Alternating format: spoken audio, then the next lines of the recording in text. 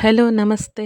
ಇವತ್ತು ನಾವು ತೊಗರಿಕಾಳು ಸಪ್ಪೆಸರು ಅಥವಾ ಉಪ್ಪೆಸರು ಹೇಗೆ ಮಾಡೋದು ಅಂತ ನೋಡೋಣ. ಮೊದಲಿಗೆ ತೊಗರಿಕಾಳನ್ನ ಬೇಯೋಕೆ ಇಟ್ಕೋಬೇಕು. ಅದರ ಜೊತೆಗೆ ಹಸಿಮೆಣಸಿನ್ಕಾಯಿ ಮತ್ತು ಸ್ವಲ್ಪ ಉಪ್ಪು ಹಾಕಿ ಅದನ್ನು ಬೇಯಿಸಿಟ್ಕೋಬೇಕು. ನಂತರ ಈ ಸಪ್ಪೆಸರು ಮಾಡೋದಕ್ಕೆ ಏನೇನು ಇಂಗ್ರೀಡಿಯೆಂಟ್ಸ್ ಬೇಕು ಅಂತ ನೋಡೋಣ. ಒಂದು ಗೆಡ್ಡೆ ಬೆಳ್ಳುಳ್ಳಿ ಬೇಕು, ಮತ್ತು ಒಂದಿಷ್ಟು ಜೀರಿಗೆ, ಒಂದು ಸ್ವಲ್ಪ ಕಾಳುಮೆಣಸು, ಸ್ವಲ್ಪ ನೆನೆಸಿಟ್ಕೊಂಡಿರುವಂತಹ ಹುಣಸೆಹಣ್ಣು ಮತ್ತು ಸ್ವಲ್ಪ ಕೊತ್ತಂಬರಿ ಸೊಪ್ಪು. ಇಷ್ಟನ್ನು ಹಾಕಿ ನಾವು ಮಿಕ್ಸಿ ಜಾರಲ್ಲಿ ರೆಡಿ ಇಟ್ಕೊಳ್ಳೋಣ. ನಂತರ ನೋಡಿ, ಇವಾಗ ತೊಗರಿಕಾಳು ಬೆಂದಿದೆ.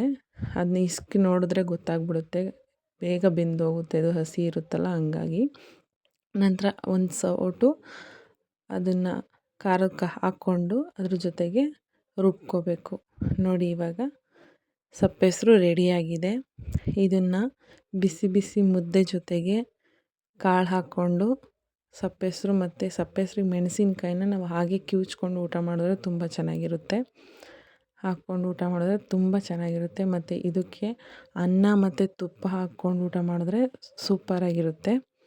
ಎಲ್ಲರೂ ಟ್ರೈ ಮಾಡಿ, ಹೇಗಿತ್ತು ಅಂತ ಕಮೆಂಟ್ ಮಾಡಿ.